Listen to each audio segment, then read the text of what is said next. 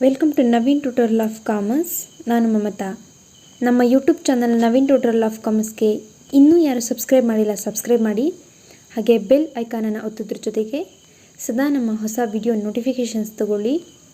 ಹಾಗೆ ವಿಡಿಯೋನ ಪೂರ್ತಿ ನೋಡಿ ನಿಮ್ಮ ಫ್ರೆಂಡ್ಸ್ಗೆ ಶೇರ್ ಮಾಡಿ ಅಂತ ಹೇಳ್ತಾ, ಇವತ್ತಿನ ನಮ್ಮ ವಿಡಿಯೋ ದ್ವಿತೀಯ PUC ವ್ಯವಹಾರ ಅಧ್ಯಯನ ವಿಷಯಕ್ಕೆ ಸಂಬಂಧಪಟ್ಟಂತೆ ಅಧ್ಯಾಯ 5 ಸಂಘಟಿಸುವಿಕೆ.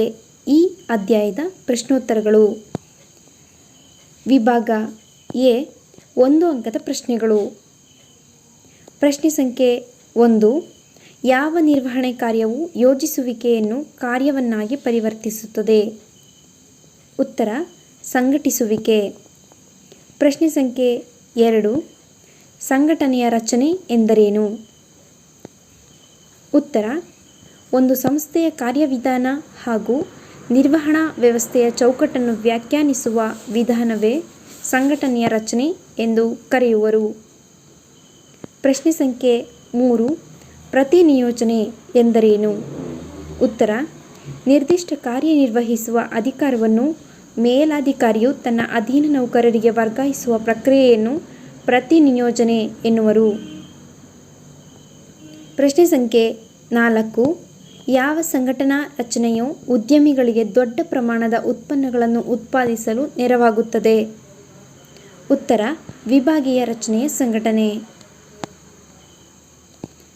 ಪ್ರಶ್ನೆ ಸಂಖ್ಯೆ 5. ಅಧಿಕಾರ ಎಂದರೇನು? ಉತ್ತರ ಅಧಿಕಾರವೆಂದರೆ ಅಧೀನ ಸಿಬ್ಬಂದಿಗೆ ಆಜ್ಞಾಪಿಸುವ, ಅವರು ನಿರ್ವಹಿಸುವ ಕಾರ್ಯಗಳಿಗೆ ಮಾರ್ಗದರ್ಶನ ನೀಡುವ ಶಕ್ತಿಯಾಗಿದೆ. ಪ್ರಶ್ನೆ ಸಂಖ್ಯೆ 6. ಜವಾಬ್ದಾರಿ ಎಂದರೇನು? ಉತ್ತರ ಅಧೀನ ಸಿಬ್ಬಂದಿಯು ತನಗೆ ನೀಡಿದ ಕಾರ್ಯವನ್ನು ನಿರ್ವಹಿಸುವುದಕ್ಕೆ ಜವಾಬ್ದಾರಿ ಎನ್ನುವರು. ಪ್ರಶ್ನೆ ಸಂಖ್ಯೆ 7. ಉತ್ತರದಾಯಿತ್ವವನ್ನು ಪ್ರತಿನಿಯೋಜಿಸಬಹುದೇ? ತಿಳಿಸಿ. ಉತ್ತರ ಉತ್ತರದಾಯಿತ್ವವು ಅಂತಿಮ ಫಲಿತಾಂಶವಾಗಿದೆ, ಇದನ್ನು ಪ್ರತಿನಿಯೋಜಿಸಲು ಸಾಧ್ಯವಿಲ್ಲ. ಪ್ರಶ್ನೆ ಸಂಖ್ಯೆ 8. ಯಾವಾಗ ಸಂಘಟನೆಯನ್ನು ಕೇಂದ್ರೀಕರಿಸಬಹುದು? ಉತ್ತರ ಒಂದು ಸಂಸ್ಥೆಗೆ ಸಂಬಂಧಿಸಿದ ನಿರ್ಣಯವನ್ನು ತೆಗೆದುಕೊಳ್ಳುವ ಅಧಿಕಾರವು ಒಬ್ಬರು ಅಥವಾ ಉನ್ನತ ಹಂತದ ವ್ಯಕ್ತಿಗಳ ಕೈಯಲ್ಲಿ ಇದ್ದಾಗ ಆ ಸಂಸ್ಥೆಯು ಕೇಂದ್ರೀಕೃತವಾಗಿದೆ ಎಂದು ಹೇಳಬಹುದು. ಪ್ರಶ್ನೆ ಸಂಖ್ಯೆ 9. ವಿಕೇಂದ್ರೀಕರಣ ಎಂದರೇನು? ಉತ್ತರ ಸಂಸ್ಥೆಯ ಕೆಳಹಂತದ ನೌಕರರು ನಿರ್ಧಾರ ತೆಗೆದುಕೊಳ್ಳಬಹುದಾದ ಅಧಿಕಾರದ ಹಂಚುವಿಕೆಯು ಅಧಿಕಾರ ವಿಕೇಂದ್ರೀಕರಣವಾಗಿದೆ. ಪ್ರಶ್ನೆ ಸಂಖ್ಯೆ 10. ಇವುಗಳಲ್ಲಿ ಯಾವುದು ಪ್ರತಿನಿಯೋಜನೆಯ ಅಂಶವಲ್ಲ? ಆಪ್ಷನ್ಸ್: ಎ ಉತ್ತರದಾಯಿತ್ವ, ಬಿ ಅಧಿಕಾರ, ಸಿ ಜವಾಬ್ದಾರಿ, ಡಿ ಅನೌಪಚಾರಿಕ ಸಂಘಟನೆ. ಉತ್ತರ ಡಿ ಅನೌಪಚಾರಿಕ ಸಂಘಟನೆ. ಪ್ರಶ್ನೆ ಸಂಖ್ಯೆ 11. ಕೆಲಸ ನಿರ್ವಹಿಸುವಲ್ಲಿ ಪರಸ್ಪರ ಸ್ಪಂದಿಸುವಿಕೆಯು ಕಾರಣದಿಂದ ಸಹಜ ಸ್ಫೂರ್ತಿಯಿಂದ ಪ್ರಾರಂಭವಾಗುವ ಸಾಮಾಜಿಕ ಸಂಬಂಧಗಳ ಜಾಲಬಂಧವೆಂದರೆ? ಆಪ್ಷನ್ಸ್: ಎ ಔಪಚಾರಿಕ ಸಂಘಟನೆ, ಬಿ ಅನೌಪಚಾರಿಕ ಸಂಘಟನೆ, ಸಿ ವಿಕೇಂದ್ರೀಕರಣ, ಡಿ ಪ್ರತಿನಿಯೋಜನೆ. ಉತ್ತರ ಬಿ ಅನೌಪಚಾರಿಕ ಸಂಘಟನೆ. ಪ್ರಶ್ನೆ ಸಂಖ್ಯೆ 12. ಈ ಕೆಳಗಿನವುಗಳಲ್ಲಿ ಯಾವುದು ಶ್ರೇಣೀಕೃತ ಸರಪಳಿಯನ್ನು ಅನುಸರಿಸುವುದಿಲ್ಲ? ಆಪ್ಷನ್ಸ್: ಎ ಕಾರ್ಯಾತ್ಮಕ ರಚನೆ, ಬಿ ವಿಭಾಗೀಯ ರಚನೆ, ಸಿ ಔಪಚಾರಿಕ ಸಂಘಟನೆ, ಡಿ ಅನೌಪಚಾರಿಕ ಸಂಘಟನೆ. ಉತ್ತರ ಡಿ ಅನೌಪಚಾರಿಕ ಸಂಘಟನೆ. ಪ್ರಶ್ನೆ ಸಂಖ್ಯೆ 13. ಕೇಂದ್ರೀಕರಣವೆಂದರೆ? ಆಪ್ಷನ್ಸ್: ಎ ನಿರ್ಧಾರಗಳನ್ನು ಕೈಗೊಳ್ಳುವ ಅಧಿಕಾರವನ್ನು ಉಳಿಸಿಕೊಳ್ಳುವುದು, ಬಿ ನಿರ್ಧಾರಗಳನ್ನು ಕೈಗೊಳ್ಳುವ ಅಧಿಕಾರದ ಹಂಚಿಕೆ, ಸಿ ಲಾಭ ಗಳಿಸುವ ಕೇಂದ್ರದ ವಿಭಾಗಗಳನ್ನು ರಚಿಸುವುದು, ಡಿ ಹೊಸ ಕೇಂದ್ರಗಳ ಅಥವಾ ಶಾಖೆಗಳ ಪ್ರಾರಂಭ. ಉತ್ತರ ಎ ನಿರ್ಧಾರಗಳನ್ನು ಕೈಗೊಳ್ಳುವ ಅಧಿಕಾರವನ್ನು ಉಳಿಸಿಕೊಳ್ಳುವುದು. ಪ್ರಶ್ನೆ ಸಂಖ್ಯೆ 14. ಪ್ರತಿನಿಯೋಜನೆಯು ಪರಿಣಾಮಕಾರಿಯಾಗಬೇಕಾದರೆ ಜವಾಬ್ದಾರಿಯು ಅಗತ್ಯವಾಗಿ ಜೊತೆಗೂಡಬೇಕಾದ ಅವಶ್ಯಕ ಅಂಶ. ಆಪ್ಷನ್ಸ್: ಎ ಅಧಿಕಾರ, ಬಿ ಮಾನವ ಶಕ್ತಿ, ಸಿ ಪ್ರೋತ್ಸಾಹಕಗಳು, ಡಿ ಬಡ್ತಿಗಳು. ಉತ್ತರ ಎ ಅಧಿಕಾರ. ಪ್ರಶ್ನೆ ಸಂಖ್ಯೆ 15. ನಿರ್ವಹಣಾ ವ್ಯಾಪ್ತಿಯು ಸೂಚಿಸುವುದೇನೆಂದರೆ? ಆಪ್ಷನ್ಸ್: ಎ ವ್ಯವಸ್ಥಾಪಕರ ಸಂಖ್ಯೆ, ಬಿ ವ್ಯವಸ್ಥಾಪಕರನ್ನು ನೇಮಕಗೊಳಿಸಿದ ಸಮಯದ ಅವಧಿ, ಸಿ ಉನ್ನತ ಹಂತದ ನಿರ್ವಹಣೆಯಲ್ಲಿ ಇರುವ ಸದಸ್ಯರ ಸಂಖ್ಯೆ, ಡಿ ಮೇಲಾಧಿಕಾರಿಯು ಕೆಳಗಿರುವ ಅಧೀನ ಸಿಬ್ಬಂದಿ ಸಂಖ್ಯೆ. ಉತ್ತರ ಮೇಲಾಧಿಕಾರಿಯ ಕೆಳಗಿರುವ ಅಧೀನ ಸಿಬ್ಬಂದಿ ಸಂಖ್ಯೆ. ಪ್ರಶ್ನೆ ಸಂಖ್ಯೆ 16. ಕಾರ್ಯಗಳ ಆಧಾರದ ಮೇಲೆ ಚಟುವಟಿಕೆಗಳನ್ನು ಗುಂಪುಗೂಡಿಸುವುದು ಇದರ ಒಂದು ಭಾಗ. ಆಪ್ಷನ್ಸ್: ಎ ವಿಕೇಂದ್ರಿತ ಸಂಘಟನೆ, ಬಿ ವಿಭಾಗೀಯ ಸಂಘಟನೆ, ಸಿ ಕಾರ್ಯಾತ್ಮಕ ಸಂಘಟನೆ, ಡಿ ಕೇಂದ್ರೀಕೃತ ಸಂಘಟನೆ. ಉತ್ತರ ಸಿ ಕಾರ್ಯಾತ್ಮಕ ಸಂಘಟನೆ. ವಿಭಾಗ ಬಿಯ ಪ್ರಶ್ನೋತ್ತರಗಳು 2 ಅಂಕದ ಪ್ರಶ್ನೆಗಳು. ಪ್ರಶ್ನೆ ಸಂಖ್ಯೆ 17. ಸಂಘಟಿಸುವಿಕೆಯನ್ನು ವ್ಯಾಖ್ಯಾನಿಸಿರಿ. ಉತ್ತರ: ಥಿಯೋ ಹೈಮನ್ ರವರ ಪ್ರಕಾರ ಸಂಘಟಿಸುವಿಕೆಯು ಸಂಸ್ಥೆಯ ಕಾರ್ಯಚಟುವಟಿಕೆಗಳನ್ನು ವ್ಯಾಖ್ಯಾನಿಸಿ ಮತ್ತು ಗುಂಪುಗೂಡಿಸಿ ಅವುಗಳ ನಡುವೆ ಅಧಿಕಾರ ಸಂಬಂಧಗಳನ್ನು ಸ್ಥಾಪಿಸುವ ಒಂದು ಪ್ರಕ್ರಿಯೆಯಾಗಿದೆ. ಪ್ರಶ್ನೆ ಸಂಖ್ಯೆ 18. ಕಾರ್ಯಾತ್ಮಕ ರಚನೆ ಮತ್ತು ವಿಭಾಗೀಯ ರಚನೆಯ ನಡುವಿನ ವ್ಯತ್ಯಾಸ ತಿಳಿಸಿರಿ. ಉತ್ತರ: ಕಾರ್ಯಾತ್ಮಕ ರಚನೆ ಮತ್ತು ವಿಭಾಗೀಯ ರಚನೆಯ ನಡುವಿನ ವ್ಯತ್ಯಾಸ. ಆಧಾರ: ಕಾರ್ಯಾತ್ಮಕ ರಚನೆ, ವಿಭಾಗೀಯ ರಚನೆ. ಆಧಾರ ಸ್ಥಾಪನೆ. ಕಾರ್ಯಾತ್ಮಕ ರಚನೆ ಸ್ಥಾಪನೆಯು ಕಾರ್ಯಗಳ ಮೇಲೆ ಆಧರಿಸಿದೆ. ವಿಭಾಗೀಯ ರಚನೆ ಸ್ಥಾಪನೆಯು ಉತ್ಪನ್ನ ಶ್ರೇಣಿಗಳ ಮೇಲೆ ಆಧರಿಸಿದೆ ಮತ್ತು ಕಾರ್ಯದಿಂದ ಬೆಂಬಲಿಸಲ್ಪಟ್ಟಿದೆ. ವೈಶಿಷ್ಟ್ಯತೆ: ಕಾರ್ಯಾತ್ಮಕ ರಚನೆಯು ಕಾರ್ಯಾತ್ಮಕ ವೈಶಿಷ್ಟ್ಯತೆಯನ್ನು ಹೊಂದಿದೆ. ವಿಭಾಗೀಯ ರಚನೆಯು ಉತ್ಪನ್ನ ವೈಶಿಷ್ಟ್ಯತೆಯನ್ನು ಹೊಂದಿದೆ. ಜವಾಬ್ದಾರಿ: ವಿಭಾಗವೊಂದಕ್ಕೆ ಜವಾಬ್ದಾರಿ ನಿಗದಿಪಡಿಸುವುದು ಕಷ್ಟ. ಕಾರ್ಯನಿರ್ವಹಣೆಗೆ ಜವಾಬ್ದಾರಿ ನಿಗದಿಪಡಿಸುವುದು ಸುಲಭ. ಪ್ರಶ್ನೆ ಸಂಖ್ಯೆ 19. ಪ್ರತಿ ನಿಯೋಜನೆ ಮತ್ತು ವಿಕೇಂದ್ರೀಕರಣಗಳ ನಡುವಿನ ವ್ಯತ್ಯಾಸ ಬರೆಯಿರಿ. ಉತ್ತರ: ಪ್ರತಿ ನಿಯೋಜನೆ ಮತ್ತು ವಿಕೇಂದ್ರೀಕರಣಗಳ ನಡುವಿನ ವ್ಯತ್ಯಾಸವೆಂದರೆ ಈ ಕೆಳಗಿನಂತಿದೆ. ಆಧಾರ, ಪ್ರತಿ ನಿಯೋಜನೆ, ವಿಕೇಂದ್ರೀಕರಣ.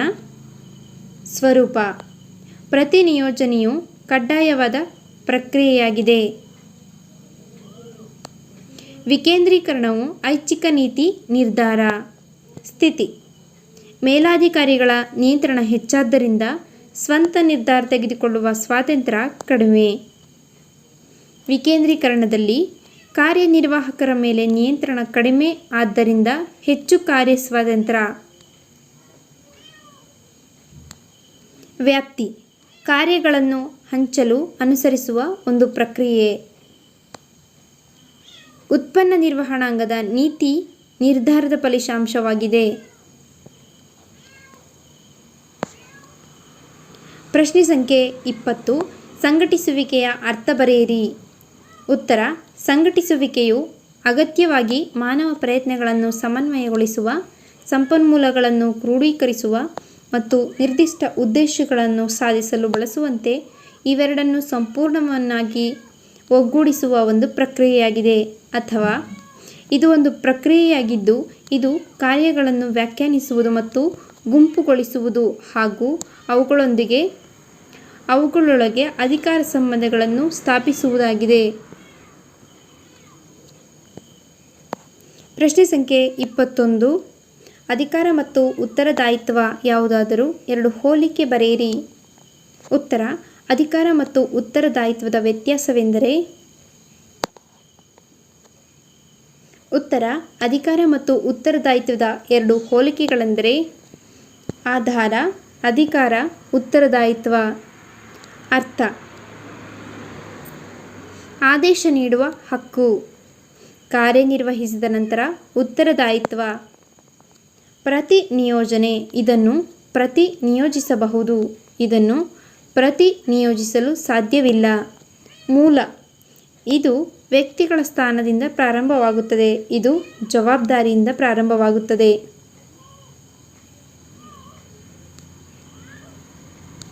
22. ಔಪಚಾರಿಕ ಸಂಘಟನೆಯ ಅರ್ಥ ಬರೆಯಿರಿ. ಉತ್ತರ: ಔಪಚಾರಿಕ ಸಂಘಟಿಸುವಿಕೆಯು ನಿರ್ದಿಷ್ಟವಾಗಿ ವ್ಯಾಖ್ಯಾನಿಸಿದ ಕೆಲಸಗಳು. ಪ್ರತಿಯೊಂದು ಕೆಲಸವು ನಿರ್ದಿಷ್ಟ ಪ್ರಮಾಣದ ಅಧಿಕಾರ ಮತ್ತು ಹೊಣೆಗಾರಿಕೆ ಮತ್ತು ಉತ್ತರದಾಯಿತ್ವ ಹೊಂದಿರುವ ಒಂದು ವ್ಯವಸ್ಥೆಯಾಗಿದೆ. ವಿಭಾಗ ಸಿಯ ಪ್ರಶ್ನೋತ್ತರಗಳು 4 ಅಂಕದ ಪ್ರಶ್ನೆಗಳು. ಪ್ರಶ್ನೆ ಸಂಖ್ಯೆ 23. ಸಂಘಟಿಸುವಿಕೆಯ ಪ್ರಕ್ರಿಯೆಯ ಹಂತಗಳನ್ನು ವಿವರಿಸಿ. ಸಂಘಟಿಸುವಿಕೆಯ ಪ್ರಕ್ರಿಯೆ: ಸಂಘಟಿಸುವಿಕೆಯು ಎಲ್ಲ ನೌಕರರ ಚಟುವಟಿಕೆಗಳನ್ನು ಕ್ರಮಬದ್ಧವಾಗಿ ಹಾಗೂ ನ್ಯಾಯಸಮ್ಮತವಾಗಿ ಹಂಚಿಕೆ ಮಾಡುವುದಾಗಿದೆ. ಇದು ವಿವಿಧ ವಿಭಾಗಗಳು ಹಾಗೂ ನೌಕರರ ನಡುವೆ ಅವರ ಕರ್ತವ್ಯಗಳನ್ನು ನಿಗದಿಪಡಿಸುತ್ತದೆ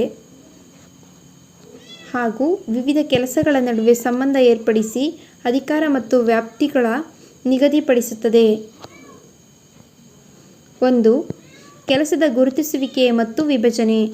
ಸಂಘಟಿಸುವಿಕೆಯ ಪ್ರಕ್ರಿಯೆಯು ಕಾರ್ಯಗಳ ಗುರುತಿಸುವಿಕೆ ಹಾಗೂ ಶ್ರಮ ವಿಭಜನೆಯಿಂದ ಪ್ರಾರಂಭವಾಗುತ್ತದೆ.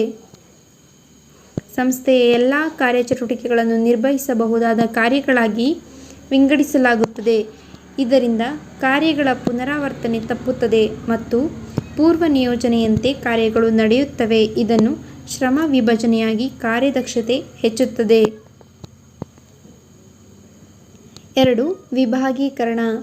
ಒಮ್ಮೆ ಕೆಲಸವನ್ನು ಸಣ್ಣ ಹಾಗೂ ನಿರ್ವಹಿಸಬಹುದಾದ ಚಟುವಟಿಕೆಗಳಾಗಿ ವಿಂಗಡಿಸಿದ ನಂತರ ಒಂದೇ ಸ್ವರೂಪದ ಚಟುವಟಿಕೆಗಳನ್ನು ಒಗ್ಗೂಡಿಸಿ ಗುಂಪು ಮಾಡಲಾಗುತ್ತದೆ. ಇಂತಹ ಗುಂಪುಗಳು ವೈಶಿಷ್ಟ್ಯತೆಯನ್ನು ಸುಗಮಗೊಳಿಸುತ್ತದೆ. ಗುಂಪುಗೂಡಿಸುವ ಈ ಕ್ರಿಯೆಯನ್ನು ವಿಭಾಗೀಕರಣ ಎನ್ನುವರು. ವಿಭಾಗಗಳನ್ನು ಹಲವಾರು ಮಾನದಂಡಗಳ ಆಧಾರವನ್ನು ಬಳಸಿ ರಚನೆ ಮಾಡುವುದು. ಹೆಚ್ಚು ಬಳಸುವ ಜನಪ್ರಿಯವಾಗಿರುವ ಕೆಲವು ಆಧಾರಗಳೆಂದರೆ ಪ್ರದೇಶ, ಉತ್ತರ, ದಕ್ಷಿಣ, ಪಶ್ಚಿಮ ಇತ್ಯಾದಿ, ಮತ್ತು ಉತ್ಪನ್ನಗಳು, ಉಪಕರಣಗಳು, ವಸ್ತ್ರಗಳು, ಸೌಂದರ್ಯವರ್ಧಕಗಳು. 3. ಕರ್ತವ್ಯಗಳ ನಿಯೋಜನೆ. ನೌಕರರ ಅರ್ಹತೆ ಹಾಗೂ ಕೌಶಲ್ಯವನ್ನು ಆಧರಿಸಿ ಕರ್ತವ್ಯಗಳನ್ನು ವಹಿಸಲಾಗುವುದು. ಇದರಿಂದ ಸಂಸ್ಥೆಯ ಕಾರ್ಯಗಳು ಹೆಚ್ಚು ಪರಿಣಾಮಕಾರಿಯಾಗಿ ನಿರ್ವಹಿಸಲ್ಪಡುತ್ತವೆ. ಇದಕ್ಕಾಗಿ ನೌಕರರ ಕಾರ್ಯಗಳ ಸ್ವರೂಪ ಹಾಗೂ ಅವರ ಅರ್ಹತೆಯ ನಡುವೆ ಸಮತೋಲನ ಏರ್ಪಡಿಸುವುದು ಆಗಿದೆ. 4. ವರದಿ ಮಾಡುವ ಸಂಬಂಧವನ್ನು ಸ್ಥಾಪಿಸುವುದು. ಕಾರ್ಯಗಳ ಹಂಚಿಕೆಯ ಜೊತೆಗೆ ಒಬ್ಬ ವ್ಯಕ್ತಿಯು ಯಾರಿಂದ ಕೆಲಸದ ಆಜ್ಞೆಗಳನ್ನು ತೆಗೆದುಕೊಳ್ಳಬೇಕು, ಯಾರಿಗೆ ಜವಾಬ್ದಾರನಾಗಿರಬೇಕು ಎಂದು ತಿಳಿದಿರಬೇಕು. ಈ ರೀತಿಯ ಸ್ಪಷ್ಟತೆಯಿಂದ ವಿವಿಧ ವಿಭಾಗಗಳ ನಡುವೆ ಉತ್ತಮ ಸಂಬಂಧ ರಚನೆಯಾಗಿ ಹೊಂದಾಣಿಕೆ ಮಾಡುವುದು. ಪ್ರಶ್ನೆ ಸಂಖ್ಯೆ 24. ಕಾರ್ಯಾತ್ಮಕ ರಚನೆಯ 2 ಅನುಕೂಲಗಳು ಮತ್ತು ಅನಾನುಕೂಲಗಳನ್ನು ತಿಳಿಸಿ. ಅನುಕೂಲಗಳು: 1. ನಿರ್ವಹಿಸಲ್ಪಡುವ ಕಾರ್ಯಗಳಲ್ಲಿ ಸಾಮ್ಯತೆ ಇರುವ ಕಾರಣ ಅದು ಒಂದು ವಿಭಾಗದೊಳಗೆ ನಿಯಂತ್ರಣ ಮತ್ತು ಸಮನ್ವಯತೆಯನ್ನು ಪ್ರೋತ್ಸಾಹಿಸುತ್ತದೆ. 2. ಇದು ವ್ಯವಸ್ಥಾಪನೆಯ ಮತ್ತು ಕಾರ್ಯಾಚರಣೆಯ ದಕ್ಷತೆಯನ್ನು ಹೆಚ್ಚಿಸುವುದರ ಪರಿಣಾಮವಾಗಿ ಅಧಿಕ ಲಾಭ ಗಳಿಸಲು ಸಹಾಯಕವಾಗಿದೆ. 3. ಇದು ಕಾರ್ಯಗಳ ಪುನರಾವರ್ತನೆಯನ್ನು ಕನಿಷ್ಠಗೊಳಿಸಲು ಎಡೆಮಾಡಿಕೊಡುವುದರ ಪರಿಣಾಮವಾಗಿ ಪ್ರಮಾಣ ಮಿತವ್ಯಯಗಳುಂಟಾಗುತ್ತವೆ ಮತ್ತು ವೆಚ್ಚವನ್ನು ಕಡಿಮೆಗೊಳಿಸುತ್ತದೆ. 4. ಉದ್ಯೋಗಿಗಳಿಗೆ ತರಬೇತಿ ನೀಡುವುದನ್ನು ಸುಗಮಗೊಳಿಸುತ್ತದೆ. ಅನಾನುಕೂಲಗಳು: 1. ಕಾರ್ಯಾತ್ಮಕವಾಗಿ ವಿಭಿನ್ನಗೊಳಿಸಲ್ಪಟ್ಟ ವಿಭಾಗಗಳೊಳಗೆ ಮಾಹಿತಿ ವಿನಿಮಯ ಮಾಡಿಕೊಳ್ಳುವುದರಿಂದ ಇದು ಸಮನ್ವಯದಲ್ಲಿ ಸಮಸ್ಯೆಗಳಿಗೆ ದಾರಿ ಮಾಡಿಕೊಡಬಹುದು.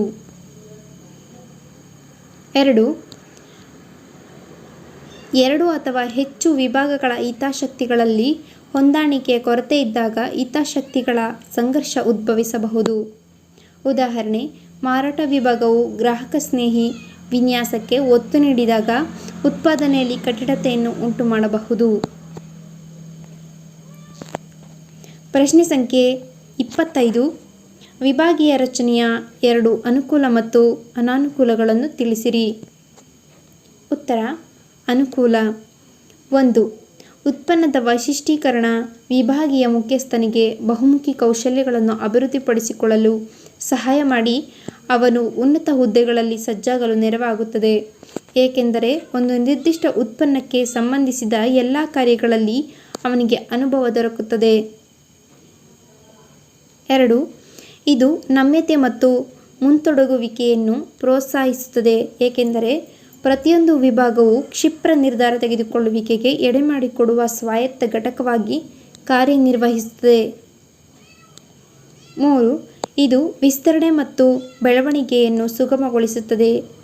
ಹಾಲಿ ಇರುವ ಕಾರ್ಯಾಚರಣೆಗೆ ಅಡೆತಡೆಯಾಗದಂತೆ ಕೇವಲ ಇನ್ನೊಬ್ಬ ವಿಭಾಗ ಮುಖ್ಯಸ್ಥ ಮತ್ತು ಸಿಬ್ಬಂದಿ ವರ್ಗದವರನ್ನು ಸೇರಿಸುವುದರ ಮೂಲಕ ಹೊಸ ಉತ್ಪನ್ನ ಶ್ರೇಣಿಯ ಹೊಸ ವಿಭಾಗಗಳನ್ನು ಸೇರಿಸಬಹುದಾಗಿರುತ್ತದೆ. ಅನಾನುಕೂಲಗಳು. 1. ಹಣಕಾಸಿನ ಹಂಚಿಕೆಗೆ ಸಂಬಂಧಿಸಿದಂತೆ ವಿಭಾಗಗಳ ನಡುವೆ ಸಂಘರ್ಷವು ಉದ್ಭವಿಸಬಹುದು. ಅಲ್ಲದೆ ಒಂದು ವಿಭಾಗವು ಇನ್ನಿತರ ವಿಭಾಗಗಳನ್ನು ವೆಚ್ಚದಲ್ಲಿ ತನ್ನ ಲಾಭವನ್ನು ಗರಿಷ್ಠಪಡಿಸಿಕೊಳ್ಳಲು ಬಯಸಬಹುದು. 2. ಉತ್ಪನ್ನಗಳಿಗೆ ಸಂಬಂಧಿಸಿದ ಚಟುವಟಿಕೆಗಳು ಪುನರಾವರ್ತನೆಯಾಗಬಹುದಾದ್ದರಿಂದ ಇದು ವೆಚ್ಚಗಳ ಹೆಚ್ಚಳಕ್ಕೆ ದಾರಿ ಮಾಡಿಕೊಡುತ್ತದೆ. ಪ್ರತಿಯೊಂದು ವಿಭಾಗಕ್ಕೂ ಒಂದೇ ತೆರನಾದ ಪ್ರತ್ಯೇಕ ಕಾರ್ಯಗಣವನ್ನು ಒದಗಿಸುವುದು ವೆಚ್ಚವನ್ನು ಹೆಚ್ಚಿಸುತ್ತದೆ. ಪ್ರಶ್ನೆ ಸಂಖ್ಯೆ 26. ಔಪಚಾರಿಕ ಸಂಘಟನೆಯ 4 ಲಕ್ಷಣಗಳನ್ನು ತಿಳಿಸಿ. ಔಪಚಾರಿಕ ಸಂಘಟನೆಯ ಲಕ್ಷಣಗಳೆಂದರೆ ಈ ಕೆಳಗಿನಂತಿವೆ. 1. ವಿವಿಧ ಉದ್ಯೋಗಗಳ ಬಗ್ಗೆ ಅದರ ಸ್ಥಾನಗಳನ್ನು ಮತ್ತು ಅದರ ಆಂತರಿಕ ಸಂಬಂಧಗಳನ್ನು ಸೂಚಿಸುತ್ತದೆ. ಇದು ಯಾರು ಯಾರಿಗೆ ವರದಿ ಮಾಡಬೇಕೆಂಬುದನ್ನು ಸ್ಪಷ್ಟಪಡಿಸುತ್ತದೆ. 2. ಯೋಜನೆಗಳಲ್ಲಿ ಸೂಚಿಸಿದ ಉದ್ದೇಶಗಳನ್ನು ಈಡೇರಿಸಲು ಒಂದು ಸಾಧನವಾಗಿದ್ದು ಅವುಗಳ ಈಡೇರಿಸುವಿಕೆಗೆ ಅವಶ್ಯವಾದ ನಿಯಮಗಳು ಮತ್ತು ಕಾರ್ಯವಿಧಾನಗಳನ್ನು ನಿರ್ಧರಿಸುತ್ತದೆ. 3. ವಿವಿಧ ಇಲಾಖೆಗಳ ಪ್ರಯತ್ನಗಳನ್ನು ಸಮನ್ವಯಗೊಳಿಸುವುದು ಮತ್ತು ಪರಸ್ಪರ ಬೆಸೆಯುವುದು ಮತ್ತು ಏಕೀಕೃತಗೊಳಿಸುವಿಕೆಯನ್ನು ಔಪಚಾರಿಕ ಸಂಘಟನೆಯ ಮೂಲಕ ಮಾಡಲಾಗುತ್ತದೆ. 4. ಸಂಘಟನೆಯ ಸುಗಮ ಕಾರ್ಯಾಚರಣೆಗಾಗಿ ಉನ್ನತ ಹಂತದ ನಿರ್ವಹಣಾ ಮಂಡಳಿಯು ಇದನ್ನು ಉದ್ದೇಶಪೂರ್ವಕವಾಗಿ ವಿನ್ಯಾಸಗೊಳಿಸುತ್ತದೆ. 5.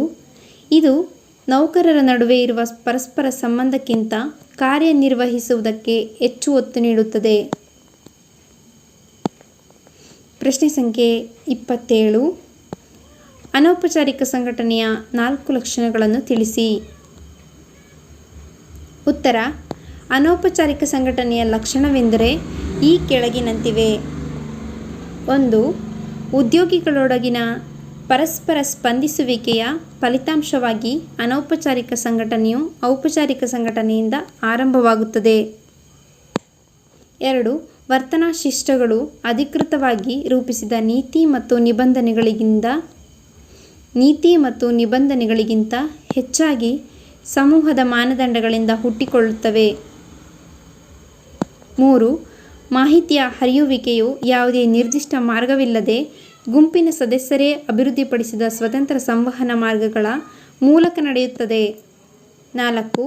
ಅನೌಪಚಾರಿಕ ಸಂಘಟನೆಯು ಸದಸ್ಯರೊಳಗೆ ಸಾಮಾಜಿಕ ಸಂಬಂಧಗಳ ಸಂಕೀರ್ಣ ಜಾಲಬಂಧವಾಗಿರುವುದರಿಂದ ಇದಕ್ಕೆ ಯಾವುದೇ ನಿರ್ದಿಷ್ಟ ರಚನೆ ಮತ್ತು ರೂಪವಿಲ್ಲ. 5. ಇದು ಸಹಜ ಸ್ಫೂರ್ತಿಯಿಂದ ಹೊರಹೊಮ್ಮುವುದೇ ಹೊರತು ನಿರ್ವಹಣಾಂಗದಿಂದ ಉದ್ದೇಶಪೂರ್ವಕವಾಗಿ ರಚಿಸಲ್ಪಡುವುದಿಲ್ಲ. ಪ್ರಶ್ನೆ ಸಂಖ್ಯೆ 28. ಅನೌಪಚಾರಿಕ ಸಂಘಟನೆಯ 2 ಅನುಕೂಲ ಮತ್ತು ಅನಾನುಕೂಲಗಳನ್ನು ತಿಳಿಸಿ. ಉತ್ತರ: ಅನುಕೂಲಗಳು. 1. ಇದು ನಿಗದಿಪಡಿಸಿದ ಸಂವಹನ ಮಾರ್ಗಗಳನ್ನು ಅನುಸರಿಸುವುದಿಲ್ಲ. ಈ ರೀತಿ ಅನೌಪಚಾರಿಕ ಸಂಘಟನೆಯಲ್ಲಿ ಮಾಹಿತಿಯನ್ನು ಅತಿ ವೇಗವಾಗಿ ಹರಡಬಹುದು ಮತ್ತು ಅದರೊಂದಿಗೆ ಶೀಘ್ರ ಪ್ರತಿಕ್ರಿಯೆ ಪಡೆಯಲು ದಾರಿ ಮಾಡಿಕೊಡುತ್ತದೆ. 2. ಇದು ಸದಸ್ಯರ ಸಾಮಾಜಿಕ ಅಗತ್ಯತೆಗಳನ್ನು ಪೂರೈಸಲು ಸಹಾಯ ಮಾಡುತ್ತದೆ ಮತ್ತು ನೌಕರರಲ್ಲಿ ಸಮಾನತೆಯನ್ನು ಕಂಡುಕೊಳ್ಳಲು ಅವಕಾಶ ನೀಡುತ್ತದೆ. ಅದು ಅವರಿಗೆ ನಾವು ಈ ಸಂಘಟನೆಗೆ ಸೇರಿದವರು ಎಂಬ ಭಾವನೆಯನ್ನು ಮೂಡಿಸುತ್ತದೆ. 3. ಔಪಚಾರಿಕ ಸಂಸ್ಥೆಯಲ್ಲಿರುವ ಅಸಮರ್ಪಕತೆಗಳನ್ನು ಪರಿಹರಿಸುವ ಮೂಲಕ ಸಂಘಟನೆಯ ಉದ್ದೇಶಗಳನ್ನು ಪೂರೈಸಲು ಕೊಡುಗೆ ನೀಡುತ್ತದೆ. ಉದಾಹರಣೆಗೆ, ಯೋಜನೆ ಹಾಗೂ ನೀತಿಗಳ ಬಗ್ಗೆ ನೌಕರರ ಪ್ರತಿಕ್ರಿಯೆಯನ್ನು ಅನೌಪಚಾರಿಕ ಜಾಲಬಂಧದಿಂದ ಪರೀಕ್ಷಿಸಬಹುದು. ಅನಾನುಕೂಲಗಳು. 1. ಅನೌಪಚಾರಿಕ ಸಂಘಟನೆಯಲ್ಲಿ ವದಂತಿಗಳು ಹಬ್ಬಿದಾಗ ಇದು ಒಡಕು ಮೂಡಿಸುವ ಶಕ್ತಿಯಾಗಬಹುದು ಹಾಗೂ ಔಪಚಾರಿಕ ಸಂಘಟನೆಯ ಹಿತಾಸಕ್ತಿಯ ವಿರುದ್ಧವಾಗಿ ಕಾರ್ಯನಿರ್ವಹಿಸಬಹುದು. 2. ಅನೌಪಚಾರಿಕ ಸಂಘಟನೆಯು ವಿರೋಧಿಸಿದರೆ ನಿರ್ವಹಣಾ ಮಂಡಳಿಯು ಬದಲಾವಣೆಗಳನ್ನು ಅನುಷ್ಠಾನಗೊಳಿಸುವುದರಲ್ಲಿ ಯಶಸ್ವಿಯಾಗದಿರಬಹುದು. 3. ಸದಸ್ಯರು ಗುಂಪಿನ ನಿರೀಕ್ಷೆಗಳನ್ನು ಪಾಲಿಸಲು ಇದು ಒತ್ತಡ ಹೇರುತ್ತದೆ. ಒಂದು ವೇಳೆ ಗುಂಪು ನಿಗದಿಗೊಳಿಸುವ ಮಾನದಂಡಗಳು ಸಂಸ್ಥೆಯ ಹಿತಾಸಕ್ತಿಗೆ ವಿರುದ್ಧವಾಗಿದ್ದರೆ ಅದು ಸಂಸ್ಥೆಗೆ ಮಾರಕವಾಗುತ್ತದೆ. ಪ್ರಶ್ನೆ ಸಂಖ್ಯೆ 29. ಪ್ರತಿ ನಿಯೋಜನೆಯ ವಿವಿಧ ಅಂಶಗಳನ್ನು ವಿವರಿಸಿ. ನಿರ್ದಿಷ್ಟ ಕಾರ್ಯನಿರ್ವಹಿಸುವ ಅಧಿಕಾರವನ್ನು ಮೇಲಾಧಿಕಾರಿಯು ತನ್ನ ಅಧೀನ ನೌಕರರಿಗೆ ವರ್ಗಾಯಿಸುವ ಪ್ರಕ್ರಿಯೆಯನ್ನು ಪ್ರತಿ ನಿಯೋಜನೆ ಎನ್ನುವರು. ಪ್ರತಿ ನಿಯೋಜನೆಯ ಅಂಶಗಳೆಂದರೆ: 1. ಅಧಿಕಾರ. 2. ಜವಾಬ್ದಾರಿ. 3. ಉತ್ತರದಾಯಿತ್ವ. 1. ಅಧಿಕಾರ. ಅಧಿಕಾರವೆಂದರೆ ಅಧೀನ ಸಿಬ್ಬಂದಿಗೆ ಆಜ್ಞಾಪಿಸುವ, ಅವರು ನಿರ್ವಹಿಸುವ ಕಾರ್ಯಗಳಿಗೆ ಮಾರ್ಗದರ್ಶನ ನೀಡುವ ಶಕ್ತಿಯಾಗಿದೆ. ಅಧಿಕಾರವು ಮೇಲಾಧಿಕಾರಿ ಹಾಗೂ ಅಧೀನ ಸಿಬ್ಬಂದಿಯ ನಡುವೆ ಸಂಬಂಧಗಳನ್ನು ನಿರ್ಧರಿಸುತ್ತದೆ. ಇದು ಮೇಲ್ಮಟ್ಟದಿಂದ ಕೆಳಗಿನ ಹಂತದವರೆಗೆ ಹರಿಯುವ ಕ್ರಿಯೆಯಾಗಿದೆ. ಇದು ಮೇಲಾಧಿಕಾರಿಯು ಅಧೀನ ಸಿಬ್ಬಂದಿಯ ಮೇಲೆ ಚಲಾಯಿಸುವ ಅಧಿಕಾರವಾಗಿದೆ. ಅಧಿಕಾರವು ಸಂಸ್ಥೆಯ ನೀತಿ, ನಿಯಮ, ಕಾನೂನುಗಳಿಗೆ ಸೀಮಿತವಾಗಿದೆ. 2. ಜವಾಬ್ದಾರಿ. ಅಧೀನ ಸಿಬ್ಬಂದಿಯು ತನಗೆ ನೀಡಿದ ಕಾರ್ಯವನ್ನು ನಿರ್ವಹಿಸುವುದಕ್ಕೆ ಜವಾಬ್ದಾರಿ ಎನ್ನುವರು. ಇದು ಮೇಲಾಧಿಕಾರಿ ಹಾಗೂ ಅಧೀನ ಸಿಬ್ಬಂದಿಯ ನಡುವೆ ಸಂಬಂಧಿಸಿದೆ, ಏಕೆಂದರೆ ಅಧೀನ ಸಿಬ್ಬಂದಿಯು ತನಗೆ ನೀಡಿರುವ ಕಾರ್ಯವನ್ನು ನಿರ್ವಹಿಸುವ ಕರ್ತವ್ಯವಾಗಿದೆ. ಜವಾಬ್ದಾರಿಯು ಕೆಳಹಂತದಿಂದ ಮೇಲ್ಮಟ್ಟಕ್ಕೆ ಹೋಗುತ್ತದೆ. 3. ಉತ್ತರದಾಯಿತ್ವ. ಅಂತಿಮ ಫಲಿತಾಂಶವನ್ನು ಉತ್ತರಿಸುವ ಜವಾಬ್ದಾರಿಯೇ ಉತ್ತರದಾಯಿತ್ವವಾಗಿದೆ. ಇದು ಕರ್ತವ್ಯ ನಿರ್ವಹಿಸಿ ಜವಾಬ್ದಾರಿಯ ಬಗ್ಗೆ ಮೇಲಾಧಿಕಾರಿಗೆ ನೀಡುವ ವರದಿಯಾಗಿದೆ. ಮೇಲಾಧಿಕಾರಿಯು ತನ್ನ ಅಧೀನ ಸಿಬ್ಬಂದಿಗೆ ಅಧಿಕಾರ ಪ್ರತಿನಿಯೋಜಿಸಬಹುದು, ಆದರೆ ಉತ್ತರದಾಯಿತ್ವವನ್ನು ಪ್ರತಿನಿಯೋಜಿಸಲು ಸಾಧ್ಯವಿಲ್ಲ. ಪ್ರಶ್ನೆ ಸಂಖ್ಯೆ 30. ಪ್ರತಿ ನಿಯೋಜನೆಯ ಯಾವುದಾದರೂ 4 ಪ್ರಾಮುಖ್ಯತೆಯನ್ನು ವಿವರಿಸಿ. ನಿರ್ದಿಷ್ಟ ಕಾರ್ಯನಿರ್ವಹಿಸುವ ಅಧಿಕಾರವನ್ನು ಮೇಲಾಧಿಕಾರಿಯು ತನ್ನ ಅಧೀನ ನೌಕರರಿಗೆ ವರ್ಗಾಯಿಸುವ ಪ್ರಕ್ರಿಯೆಯನ್ನು ಪ್ರತಿ ನಿಯೋಜನೆ ಎನ್ನುವರು. ಪ್ರತಿ ನಿಯೋಜನೆಯ ಪ್ರಾಮುಖ್ಯತೆಗಳು: 1. ಪರಿಣಾಮಕಾರಿ ನಿರ್ವಹಣೆ. ಮೇಲಾಧಿಕಾರಿಯು ಪ್ರತಿದಿನದ ಕಾರ್ಯಗಳನ್ನು ನಿರ್ವಹಿಸಲು ಅಧೀನ ಸಿಬ್ಬಂದಿಗೆ ಅಧಿಕಾರವನ್ನು ಪ್ರತಿನಿಯೋಜಿಸಬಹುದು. ಇದರಿಂದ ಮೇಲಾಧಿಕಾರಿಗಳು ಇತರೆ ಮುಖ್ಯ ಕಾರ್ಯಗಳನ್ನು ನಿರ್ವಹಿಸಲು ಗಮನ ಹರಿಸುವುದು. 2. ಉದ್ಯೋಗಿ ಅಭಿವೃದ್ಧಿ. ನೌಕರರು ತಮ್ಮ ಬುದ್ಧಿವಂತಿಕೆ ಹಾಗೂ ಕೌಶಲ್ಯಗಳನ್ನು ಉಪಯೋಗಿಸಲು ಹೆಚ್ಚು ಅವಕಾಶ ಸಿಗುತ್ತದೆ. ಈ ಸಂದರ್ಭವನ್ನು ಉಪಯೋಗಿಸಿಕೊಂಡು ಅವರು ಉನ್ನತ ಹುದ್ದೆಗೆ ಹೋಗಲು ಸ್ಫೂರ್ತಿ ನೀಡುವುದು. ಇದರಿಂದ ನೌಕರರ ಅಭಿವೃದ್ಧಿ ಸಾಧ್ಯ. 3. ಬೆಳವಣಿಗೆ ಸುಗಮಗೊಳಿಸುವಿಕೆ. ಪ್ರತಿ ನಿಯೋಜನೆಯು ತನ್ನ ಸಿಬ್ಬಂದಿಯ ತರಬೇತಿ ಹಾಗೂ ಅನುಭವದ ಆಧಾರದಲ್ಲಿ ಅವರ ಬೆಳವಣಿಗೆಗೆ ಹಾಗೂ ವಿಕಸನಕ್ಕೆ ಅವಕಾಶ ಮಾಡಿಕೊಡುತ್ತದೆ. ಇದರಿಂದ ಅವರು ಹೊಸ ಯೋಜನೆಗಳನ್ನು ತೆಗೆದುಕೊಳ್ಳಬಹುದು. 4. ನೌಕರರ ಪ್ರೇರೇಪಣೆ. ಪ್ರತಿ ನಿಯೋಜನೆಗಳು ನೌಕರರ ಪ್ರತಿಭೆಗಳನ್ನು ಅಭಿವೃದ್ಧಿಗೊಳಿಸಲು ಸಹಾಯ ಮಾಡುತ್ತದೆ. ಇದು ಮನೋವೈಜ್ಞಾನಿಕ ಪ್ರಯೋಜನಗಳನ್ನು ಹೊಂದಿದೆ. ಮೇಲಾಧಿಕಾರಿಯು ಒಂದು ಕಾರ್ಯವನ್ನು ತನ್ನ ಅಧೀನ ಸಿಬ್ಬಂದಿಗೆ ವಹಿಸಿದಾಗ ಇದು ಕಾರ್ಯಗಳ ಹಂಚಿಕೆಯಷ್ಟೇ ಅಲ್ಲ, ಜೊತೆಗೆ ಇದು ಉನ್ನತ ಅಧಿಕಾರಿಗೆ ಇರಬೇಕಾದ ಭರವಸೆ ಮತ್ತು ಅಧೀನ ಸಿಬ್ಬಂದಿಗೆ ಇರಬೇಕಾದ ಬದ್ಧತೆಯನ್ನು ತೋರಿಸುತ್ತದೆ. 5. ನಿರ್ವಹಣಾ ವರ್ಗಶ್ರೇಣಿಯ ಆಧಾರ. ಅಧಿಕಾರ ಪ್ರತಿ ನಿಯೋಜನೆಯು ಯಾರು ಯಾರಿಗೆ ವರದಿ ಮಾಡಬೇಕು ಎಂಬುದನ್ನು ನಿರ್ಧರಿಸುತ್ತದೆ. ಇದರಿಂದ ಮೇಲಾಧಿಕಾರಿ ಹಾಗೂ ಅಧೀನ ಸಿಬ್ಬಂದಿಯ ನಡುವೆ ಸಂಬಂಧ ಏರ್ಪಡಿಸಿ ನಿರ್ವಹಣೆಯ ಉತ್ತರದಾಯಿತ್ವಕ್ಕೆ ತಳಹದಿಯಾಗುತ್ತದೆ. 6. ಉತ್ತಮ ಸಮನ್ವಯತೆ. ಪ್ರತಿ ನಿಯೋಜನೆಯು ಅಂಶಗಳಾದ ಅಧಿಕಾರ, ಜವಾಬ್ದಾರಿ, ಉತ್ತರದಾಯಿತ್ವವು ವಿವಿಧ ವಿಭಾಗಗಳ ಕರ್ತವ್ಯಾಧಿಕಾರಿಗಳನ್ನು ವಿವರಿಸುತ್ತದೆ. ಇದರಿಂದ ಎಲ್ಲ ವಿಭಾಗಗಳಲ್ಲಿ ಹೊಂದಾಣಿಕೆ ಉಂಟಾಗಿ ನಿರ್ವಹಣಾ ಕಾರ್ಯಗಳು ಸುಲಭವಾಗಿ ಸ್ಥಾಪಿತವಾಗುತ್ತವೆ. ವಿಭಾಗ ಡಿಯ ಪ್ರಶ್ನೋತ್ತರಗಳು. 8 ಅಂಕದ ಪ್ರಶ್ನೆಗಳು.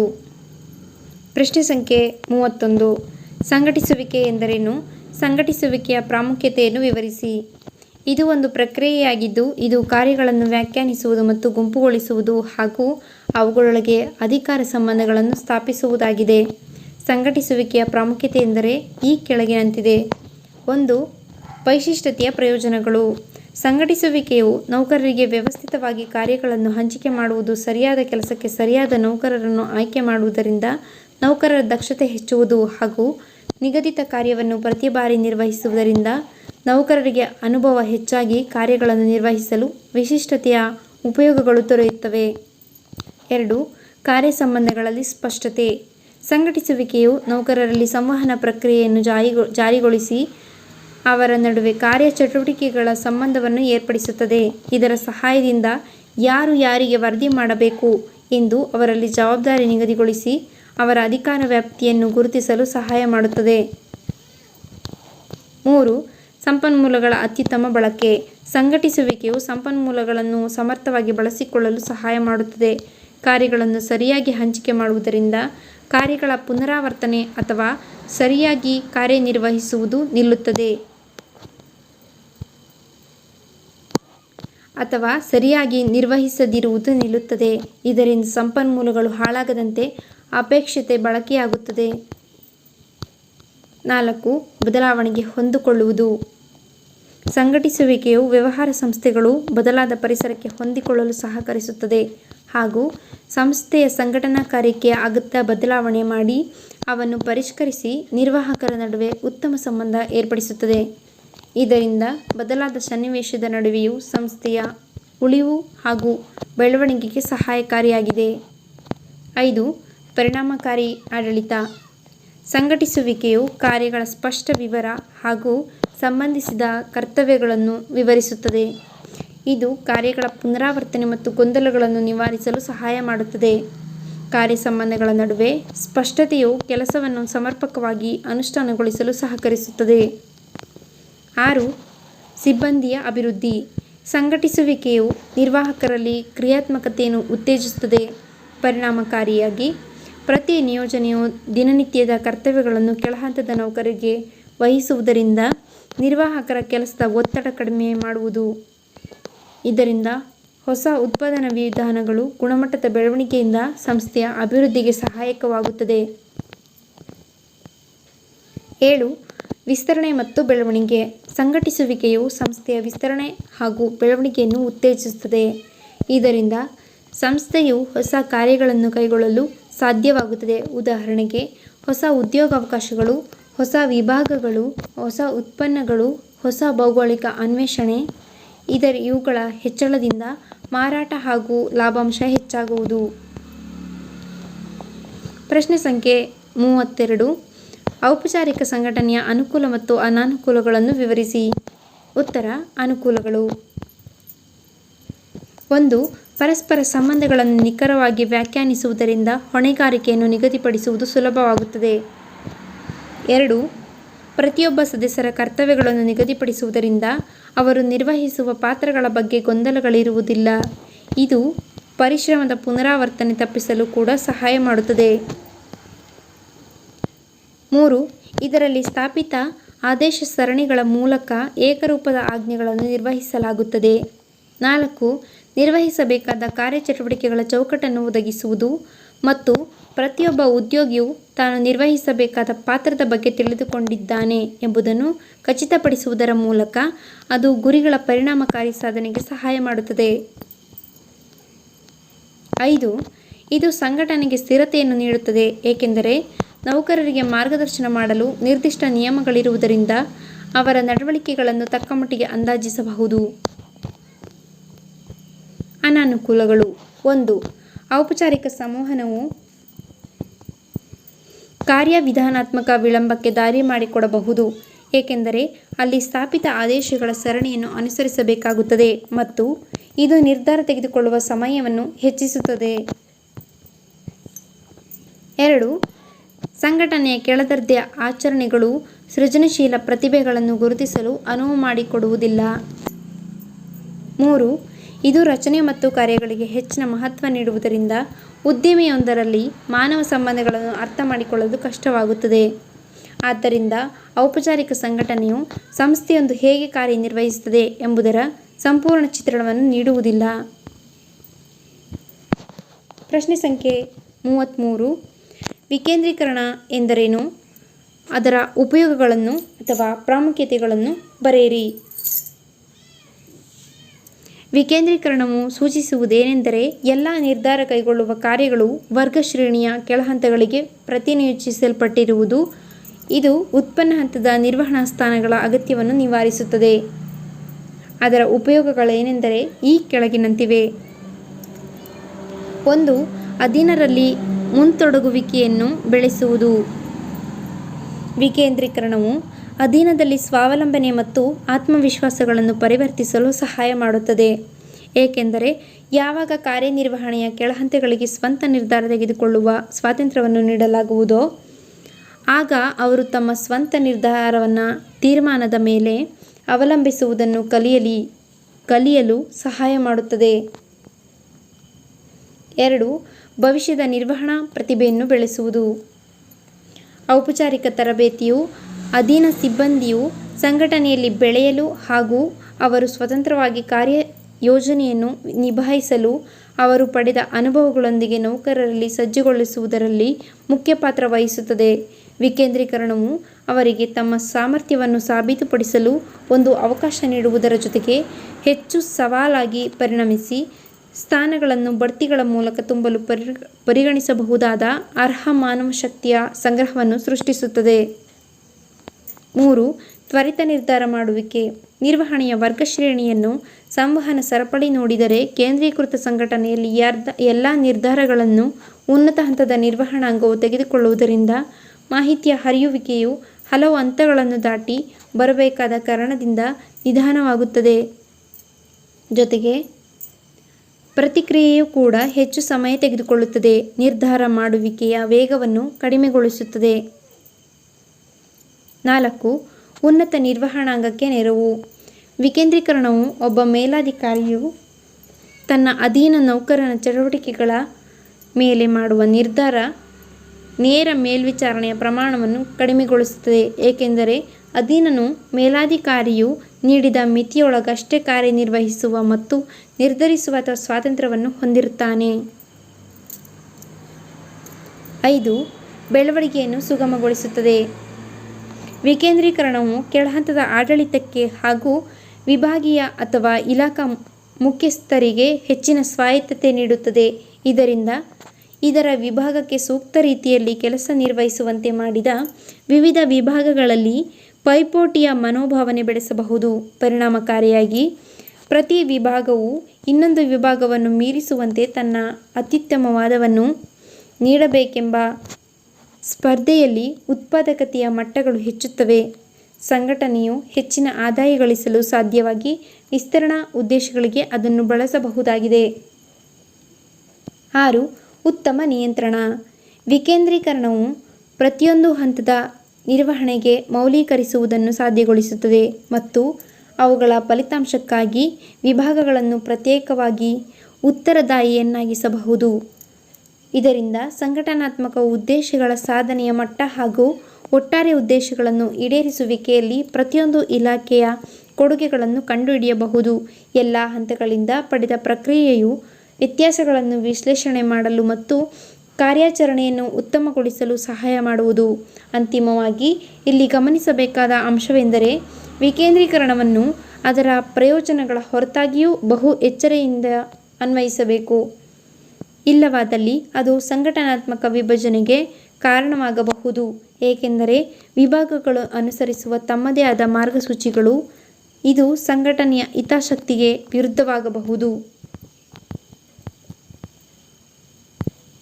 ವಿಭಾಗ ಇ ಪ್ರಶ್ನೋತ್ತರಗಳು. ಪ್ರಾಯೋಗಿಕ ಪ್ರಶ್ನೆ. ಪ್ರಶ್ನೆ ಸಂಖ್ಯೆ 37. ಒಂದು ಕಂಪನಿಯ ಕಾರ್ಯಾತ್ಮಕ ಮತ್ತು ವಿಭಾಗೀಯ ರಚನೆಯ ನಕ್ಷೆಯನ್ನು ತಯಾರಿಸಿ. ವ್ಯವಸ್ಥಾಪಕ ನಿರ್ದೇಶನ, ಸೌಂದರ್ಯವರ್ಧಕ ಉಡುಪುಗಳು, ಪಾದರಕ್ಷೆ, ಚರ್ಮ ರಕ್ಷಣೆ. ಉಡುಪುಗಳು: ಮಾನವ ಸಂಪನ್ಮೂಲ, ಮಾರಾಟ ಪ್ರಕ್ರಿಯೆ, ಸಂಶೋಧನೆ ಮತ್ತು ಅಭಿವೃದ್ಧಿ, ಖರೀದಿಸುವಿಕೆ. ವಿಭಾಗೀಯ ಮತ್ತು ಕಾರ್ಯಾತ್ಮಕ ರಚನೆ ತೋರಿಸುವ ನಕ್ಷೆ. ಹೆಚ್ಚುವರಿ ಪ್ರಶ್ನೆಗಳು. ಪ್ರಶ್ನೆ ಸಂಖ್ಯೆ 1. ಒಂದು ಎತ್ತರದ ರಚನೆ ಹೊಂದಿರುವುದೇನೆಂದರೆ? Options: A. ಕಿರಿದಾದ ನಿರ್ವಹಣಾ ವ್ಯಾಪ್ತಿ, ಬಿ. ನಿರ್ವಹಣಾ ವ್ಯಾಪ್ತಿ ಅಲ್ಲ, ಸಿ. ವ್ಯಾಪಕ ನಿರ್ವಹಣಾ ವ್ಯಾಪ್ತಿ, ಡಿ. ಕಡಿಮೆ ನಿರ್ವಹಣಾ ಹಂತಗಳು. ಉತ್ತರ ಎ. ಕಿರಿದಾದ ನಿರ್ವಹಣಾ ವ್ಯಾಪ್ತಿ. ಪ್ರಶ್ನೆ ಸಂಖ್ಯೆ 2. ವದಂತಿಗಳಿಗೆ ಜನ್ಮ ನೀಡುವುದಕ್ಕೆ ಹೆಸರಾಗಿರುವ ಸಂಘಟನೆಯ ಪ್ರಕಾರವು ಹೀಗೆ ಕರೆಯಲ್ಪಡುತ್ತದೆ. Options: A. ಕೇಂದ್ರೀಕೃತ ಸಂಘಟನೆ, ಬಿ. ವಿಕೇಂದ್ರೀಕೃತ ಸಂಘಟನೆ, ಸಿ. ಅನೌಪಚಾರಿಕ ಸಂಘಟನೆ, ಡಿ. ಔಪಚಾರಿಕ ಸಂಘಟನೆ. ಉತ್ತರ ಸಿ. ಅನೌಪಚಾರಿಕ ಸಂಘಟನೆ. ಪ್ರಶ್ನೆ ಸಂಖ್ಯೆ 3.